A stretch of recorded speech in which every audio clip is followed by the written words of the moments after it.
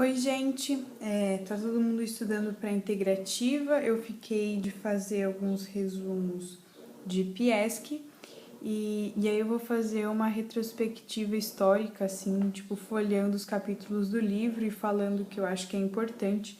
Esse é o livro que eu usei para estudar, então eu vou aqui no capítulo 1. Ele fala sobre os antecedentes históricos, vou falando um pouquinho sobre o que eu acho interessante. Então tá. Bom, o que a gente precisa entender é que o SUS ele foi feito a partir de uma construção histórica e por isso que é importante a gente entender um pouquinho sobre como ele ocorreu e o que passou até que fossem consolidados os ideais, né, todas as características do SUS que a gente conhece hoje. Bom, então, começando assim pelo período colonial, temos que lembrar de que não existia uma política de saúde no período colonial e no Império, e as medidas que eram tomadas eram apenas de saneamento e uma questão de urbanização devido ao mercado, né? Então você vai ter o saneamento dos portos, mas nada que fosse integral e universal. Tem algumas medidas como as casas de misericórdia que começam a surgir, mas a assistência médica ela era apenas para as pessoas que podiam pagar, para as classes dominantes. Na Primeira República e na República Velha, então a gente tem que lembrar assim que o Brasil começa a se estruturar como república e aí você tem várias mudanças no país, né, principalmente econômicas e políticas. Aí a gente tem o início das campanhas sanitárias. A ideia é que o governo ele promovia algumas medidas para controle das doenças, né? Não é nada preventivo, não é nada assistencial, mas algo para controlar o que está acontecendo.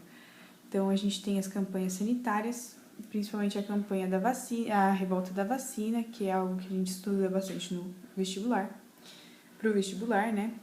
E aí como é chamado essa política, né? Esse modelo de intervenção é chamado de sanitarismo campanhista.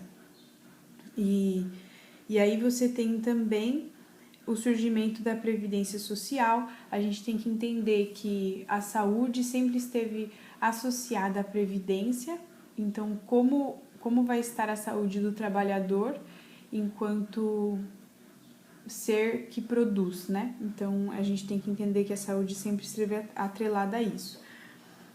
Você vai ter o surgimento dos CAPs. Os CAPs, eles são as caixas de aposentadorias e pensões. Elas são, na prova passada, né, ela falou dessa Lei Eloy Chaves. Então, as empresas, elas começam a criar o seu fundo de pensão. A primeira que surgiu foi a ferroviária. E aí é uma dos modelos, né, que além da previdência, você providencia também assistência médica para os trabalhadores que forem assegurados. Então, somente aqueles que contribuem podem fazer parte. Então, aqui, ó, isso que está grifado aqui, que não dá para ler direito nessa resolução, mas está aí. Então, a ideia é que houve duas medidas, né, dois modelos. O sanitarismo campanhista, que é esse que tenta resolver e controlar doenças, e o modelo clínico curativo privatista, que é aquele que vai dar assistência médica quando o trabalhador já está doente, e somente para aqueles que contribuíram para a Previdência. Bom, no período da Segunda República, ou era Vargas, a gente tem várias mudanças políticas acontecendo, principalmente a característica de centralização política, né, e centralização do governo, também apoio do sindicalismo. Então, você vai ter a criação do Ministério da Educação e Saúde, eles estão juntos ainda nessa época.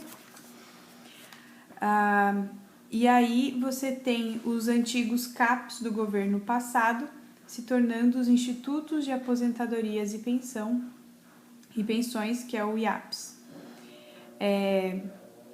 Bom, aqui o IAPS ele vai ter um financiamento tripartite, então o Estado contribui, os empregados também contribuem e os empregadores também. Então, as três formas contribuem para o IAPS.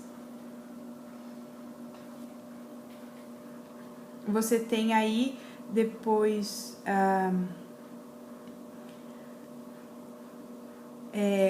uma função, né, para o Ministério de Saúde, que é coordenar ações de saúde pública. Não está relacionado à assistência, está relacionado à saúde pública e como você vai lidar com a saúde de toda a população.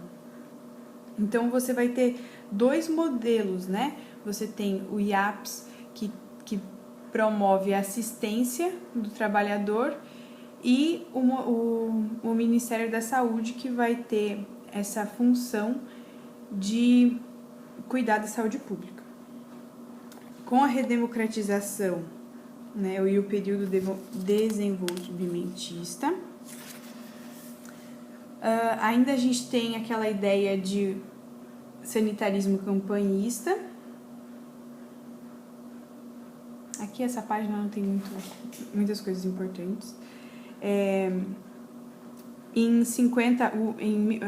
O Ministério da Saúde foi criado, né, em 1930 com o Ministério da Educação, e aí depois, em 1953, eles são divididos e foi um período muito instável para a saúde, com muitos ministros, e aí aqui você tem um grupo de sanitaristas, né, porque o Ministério da Saúde está relacionado com as campanhas sanitárias.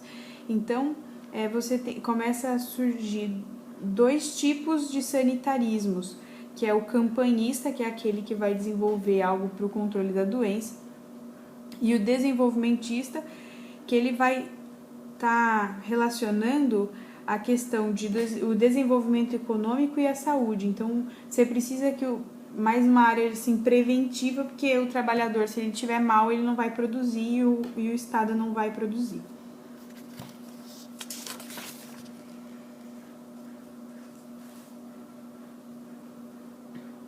Bom, aqui deixa eu lembrar o que tem aqui mesmo. Bom, então você tem uma visão ainda de que a saúde pública ela é bem paliativa e que ela não é algo importante, assim, então ela fica meio de lado, enquanto os IAPs vão fortalecer esse modelo de assistência médica. Então vai crescer muito mais a ideia de assistência médica ali naquele momento que o paciente precisa, e não a prevenção ou as campanhas sanitárias que vão prevenir as doenças. No regime militar, nossa mãe, eu grifei ali que não vai dar para ver, mas enfim, a gente tem que lembrar que foi um período de extrema concentração de renda, e assim como a renda, né, também surgiu ficou mais evidente a desigualdade da saúde. Então, com essa desigualdade financeira também, você tem uma ideia de que a saúde é algo que você tem que comprar, então ela é mercantilizada. Se você precisa de assistência médica, você vai precisar pagar. Os IAPs, que eram de cada relacionadas às empresas, elas vão passar agora por uma unificação. E aí, o que vai acontecer?